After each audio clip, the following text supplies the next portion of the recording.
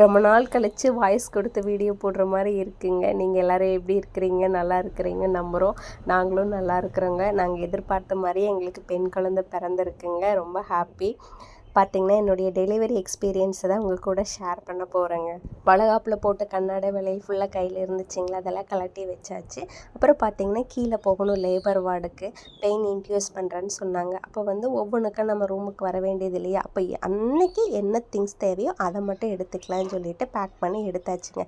சின்ன பேக்கில் பார்த்திங்கன்னா அவங்க அப்பாட்ட சொல்லிட்டு இருந்தேன், நிகளோட வேட்டியும் அவங்க அப்பாவோட வேட்டியும் வச்சுருக்கிறேன் குழந்தைக்கு வாங்கறதுக்குன்னு சொல்லிட்டு. அப்புறம் பெரிய பேக்கில் பார்த்திங்கன்னா சீரகம் போட்ட தண்ணி, அதுக்கப்புறம் ஹாட் வாட்ரு, அப்புறம் பச்சை தண்ணி எல்லாமே எடுத்துக்கிட்டாச்சுங்க.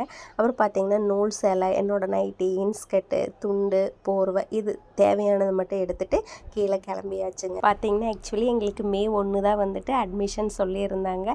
கொஞ்சம் முன்னாடியே வெட்னஸ்டேவே என்னாச்சு அப்படின்னா பனிக்கூட உடஞ்சிருச்சோன்னு டவுட்டில் மார்னிங் ஹாஸ்பிட்டல் குடுகுடுன்னு வந்தாச்சுங்க. இங்கே டாக்டர் ஸ்கேன் பண்ணி பார்த்துட்டு பேபியெல்லாம் நல்லா தான் இருக்கிறாங்க, ஒன்றும் பிரச்சனை இல்லை, திங்ஸ் எல்லாம் கொண்டு வந்திருக்கிறீங்களா அப்படின்னு சொல்லி கேட்டாங்க. நம்ம தான் ரெடியாக இருக்கிறோமே, ரெடிங்க அப்படின்னு சொல்லியாச்சு. சரி இன்றைக்கி ஈவினிங் வரைக்கும் பார்க்கலாம், ஒரு சிலருக்கு வரலாம் பெயின், வரலன்னா நாளைக்கு மார்னிங் இன்டியூஸ் பண்ணிடலான்னு சொல்லிட்டாங்க.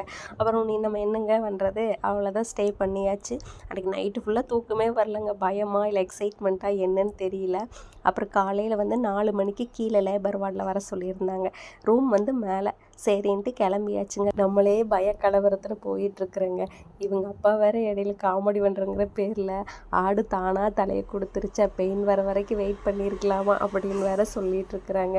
ஆக்சுவலி என்னென்னா பெயின் நேச்சுரலாக வந்தால் கொஞ்சம் ஈஸியாக இருக்கும். பெயின் இன்டியூஸ் பண்ணாங்க அப்படின்னா அது கொஞ்சம் கஷ்டம் அப்படிங்கிற தாட்டு தாங்க, வேறு ஒன்றும் இல்லை. அப்புறம் என்னங்க கீழே குடுன்னு கிளம்பியாச்சு. வலி வர்றதுக்காக ஜெல்லை இன்டியூஸ் பண்ணாங்க. அவ்வளோதாங்க, பெயின் ஸ்டார்ட் ஆகிருச்சு.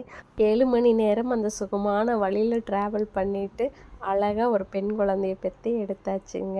நார்மல் ஆகிருக்குமா இல்லை சி செக்ஷனா அப்படிங்கிறத நெக்ஸ்ட் பிளாக்கில் ஷேர் பண்ணுறேங்க. நம்ம வீடியோ பிடிச்சிருந்தால் லைக் பண்ணுங்கள், ஷேர் பண்ணுங்கள், மறக்காமல் சப்ஸ்கிரைப் பண்ணுங்கள். தேங்க்யூ.